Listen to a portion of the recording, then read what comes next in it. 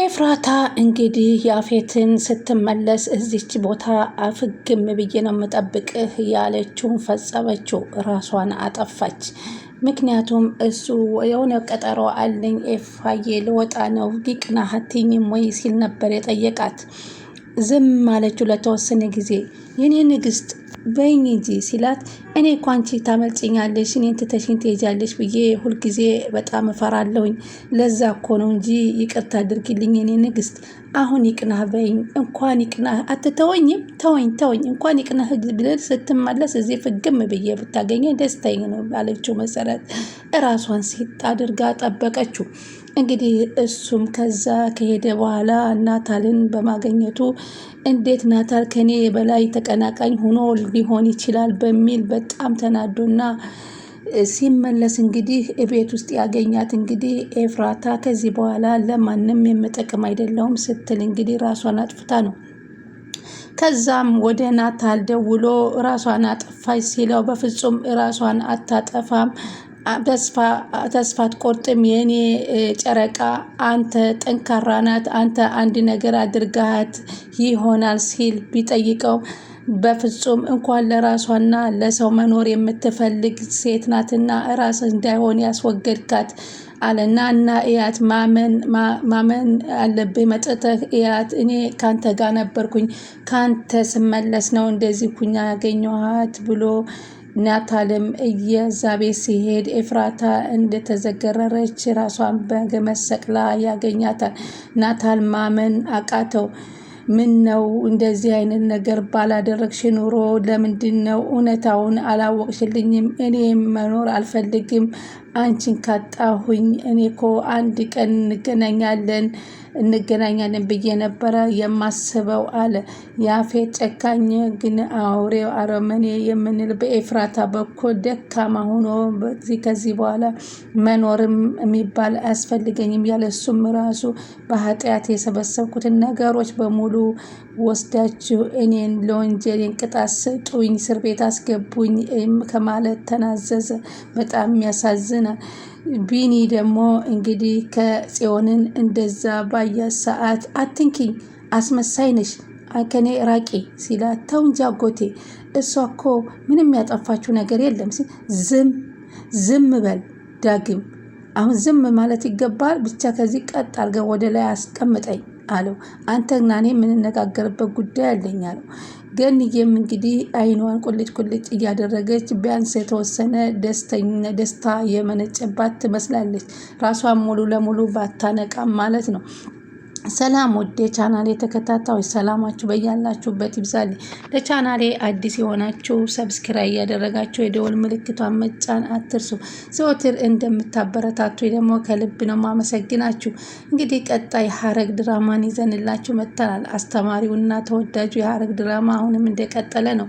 እንግዲህ ኤፍራታ በያፌት በጣም እየጠረጠራ ሲመጣ አላዝናናት፣ አላስወጣት፣ አላስገባት ሲል ራሴን ከዚህ በኋላ ለማንም መኖር የለብኝም፣ ሁልጊዜ መጨናነቅ ሆኖብኛል። ለዚህ ከዚህ በኋላ ከያፌት ስር ሁኜ በየመጣ ሰዓት እሱ ከኔ ጋር እየጮኸ ግጥምጥሞች መፍጠር የለብኝም።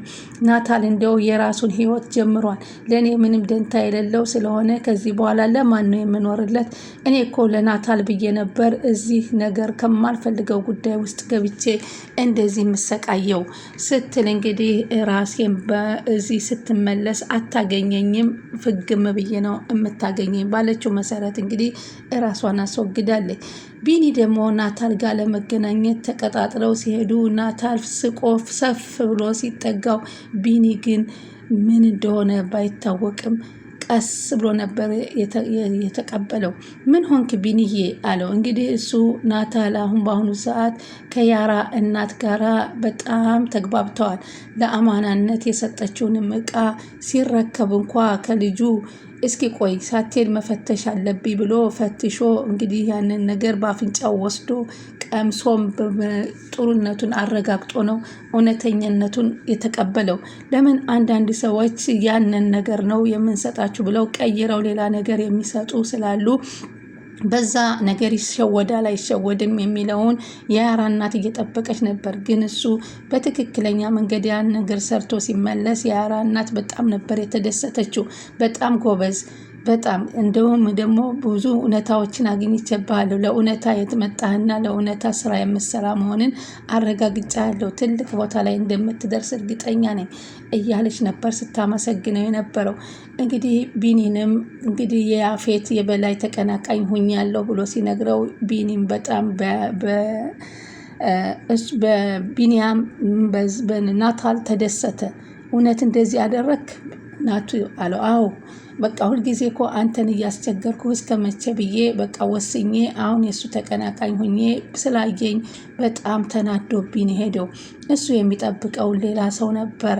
ሆኖም ስልኩን የሌላ ስልክ ጥሪ እያወራ ነበር። እኔን ነበር የምፈልገው ስለው ደንግጦ ነበር ያየኝ። የተፋጠጥ ነው። ከዛ ላይ እንግዲህ ምንም ማድረግ ስላልቻለ ወደ ቤቱ ሄደ። በጣም ጎበዝ ነህ ብሎ ቢኒያምም ናታልን ያደንቀዋል። ይሄን ነገር የገባሁበት ኤፍራታን የኔ በማድረግ ነው፣ ይሄንን እንድታቀልኝ አለው። በጣም እንግዲህ ኤፍራታ እንግዲህ ጀግናዋ ብርታቷ የናታል ብርታት ነበረች። ዛሬ ግን ሁሉን ነገር በቃኝ ብላ ሁላቸውም ተስፋቸው ተሟጠጠ። ናታልም ሆነ ያፌት ከዚህ በኋላ ተስፋ የለኝም ማለት ገኒ እንግዲህ በምንም በማስታወስ ላይ ደረጃ ስላለች እስካሁን ኤፍራታ ያሰማችው ያያችው ነገር የላትም። ጽዮን ግን እባክሽ እንደው ምን ይሻለኛል እያለች ስለ ቢኒ ቁጭ ብላ ታስባለች። ቤዛም እንባዋን እያረገፈች አይዞሽ ጽዮን ሁሉ ነገር ይስተካከላል፣ አሁን ተረጋጊ እያለች እያረጋጋቻት ነበረ። አሁን ሁሉም አዳዲስ ነገሮች እየገቡ አዳዲስ ነገር እየተፈጠረ ከቀን ወደ ቀን በጣም የሚያሳዝን ሆኗል። ሉሊትም እንግዲህ የቢኒን መሞት ሳይሞት ሞተ ብላ የነገረቻት እንግዲህ በጣም ኤፍራታ የእውነት ሄደች ሲሏት ሉሊት ዝም ስለማትል ከሰማች አሁን በድጋሚ ቤት ሄዳ እንግዲህ እሷንም ልትነግራት ትችላለች። በዚህ ጊዜ ደግሞ እየበለጠ ገነት ምን ይፈጠርባታል ብለን ስናስብ በጣም ከባድ ነው። ስለዚህ አሁን ደግሞ ጽዮንም እሱን የማላገኝ ከሆነ ራሴን ማጥፋት አለብኝ እያለች እየወሰነች ነው። ይህንም ደግሞ ለወንድሟ ለናታል በፍጹም አልነገረችውም። ናታል ምንም ስለ ጽዮንና ስለ ቢኒ አሁን የሚያውቀው ነገር የለም። እንዲሁም ቢኒ ተለቀቀ ሲሉት ናታል እየሮጠ ሂዶ ነበረ ያቀፈው። ግን ምን ይሻላል?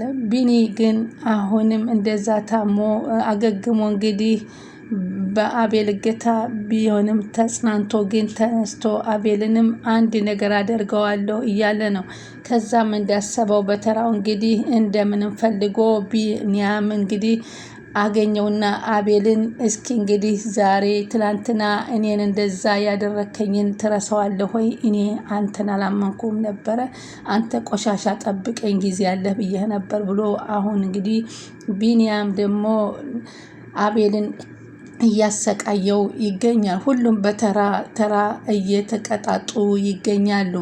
ቢሆንም አቤልና ቢኒ እንግዲህ እርስ በርሳቸው እየተመታቱ ነው። ያፌት ግን አቤልን ጠብቀኝ አንድ ነገር አደርግሃለሁ እያለ ነበር። አሁን ደግሞ ኤፍራታ አልተዋጠልኝም፣ ይህን ቢኒ ያለ አንድ ነገር ምን ፈልጎ ነው ቢኒን ያገተው እያለ እያወጣ እያገባና ታሪኩ ስለሱ ስመለስ አለሁበት እያለ ነበረ ወስኖ ሄደው።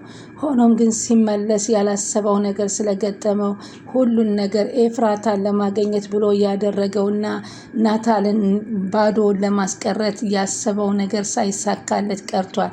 ለምን ዛሬ ናታል ያልጠበቀው ናታል ሆኖ የእሱ የበላይ ሆኖ ስለተገኘበት ከዚህ በኋላ ተስፋ ቆረጠ። ያፌትም ተስፋ አልቆርጥም ብሎ ነበረ። ጽዮን እንግዲህ በጣም አሁን እያጠጣች እየሰከረች እየተበሳጨች ነበር። አሁን ግን ኤፍራታን ሂጄ ነግራትና ኤፍራታ አንድ ነገር ታደርግልኛለች እያለች ስትደውልላትም ኤፍራታ ስልክ አላነሳችላትም። ምን ሁና ይሆን እያለች ምን ፈልገች ነው ከእሷ ጋር የምትደውይው አለ ናታል። ይጨነቅብኛል፣ ምን ሁና ይሆን ምን ገጥሟት ይሆን አለ። እሷ ጋር ምን አገናኘሽ አላት። ከትንሽ ቆይታ በኋላ ያላሰቡት ናታል ያፌት ወደ ናታል ደውሎ የነገራቸውን ነገር ማመን አቃተ። ምን ነው የውስጤን በነገርኩሽ ሁሉን ነገር የማማክርሽ የጠፋሽብኝ እያለች በጣም አዘነች። ቤዛም ሁሉን ነገር ይቅር ብዬሽ አብረን መኖር ስንጀምር እንዴት እህቴ ጥለሽኝ ትሄጃለሽ ብላ አዘነች። እሷም እንግዲህ ያፌትን በጣም እየተናደደ ነው የሚገኝ። ኤፍራታ ለሁሉም ተስፋ ሰጥታ ተስፋቸውን አጨለመችባቸውና ሄደች። በጣም ሁሉም ግራ ተጋብተዋል። ሀዘን በሀዘን ሆነዋል። ኤፍራታን ይህም አይገባትም ነበረ። በጣም የሚያሳዝን ነው። እንግዲህ ፖሊሷም እንግዲህ እነሱን ነፃ ለማውጣት ብላ ገብታ እሷ ወደማትወጣበት ቦታ ገብታለች። አሁን ግን እሷም ቢሆን እባክህ ከስተመር አስገድደውኝ ነውና ይዘኸኝ ውጣ እያለችው ነበር። እውነትስ ይዟት ይወጣል ወይንስ እንዴት ያደርጋታል የሚለውም በጣም አሳሳቢ ነገር ደረጃ ደርሷል። በጣም የሚገርም ነው። እና እንግዲህ ናታልና ያፌት እንደተገናኙ እንግዲህ ያፌት ጉዳይን እንግዲህ የናታልን ጉዳይ ወደ ጎን አድርጎ አቤልን ስለ ቢኒ ሊጠይቀው ሲሄድ ቢኒን ወስዶት አግቶ እያሰቃየው እንደሆነና እንደጠፋ ነገረው። አሁን ስለ ሌሎቹ ትርኪ ምርኪ ማሰብ አልችልም፣ ስለ ኤፋዬ ብቻ ነው ብሎ አዘነ። ከዛ እንግዲህ አቤል ደግሞ በሰፈሩ ቁና መሰፈር አይቀርምና አሁን በተራው በቢኒ እጅ ገብቶ ስቃውን እየበላ ነው። ያን ሲስቅበት ሲያላግጥበት ሲያፌዝበት የነበረው ማስቲካውን እያኘከና አይኑን እያፈጠጠ ጽዮን ያላለችውን ብላኛለ እያለ ሲለው የነበረውን ዛሬ ቁም ስቅሉን በተራው እያደረገው ይገኛል። በጣም የሚገርም ነገር ነው። እና እንግዲህ ውድ ተመልካቾቼ ይሄንን ይመስል ነበር ዛሬ። በጣም የሚያሳዝን ነው። አቤል ግን ይስታህል ደግ ሆኗል። የእጁን ያገኝ ቢኒ እኮ እጁ ታስሮ እንጂ ጎበዝ ጀግና ለማንም የማይረታ ነበረ። ያፌት እንኳ ሊጨክንበት የማይፈልገው ጓደኛዬ አብሮ አደጌ በሚል ነው። ስለዚህ አሁን ገነትንም እንደዚያ ያረካት ብሎ በጣም ተናደደ። የዛሬው በዚህ ተጠናቋል።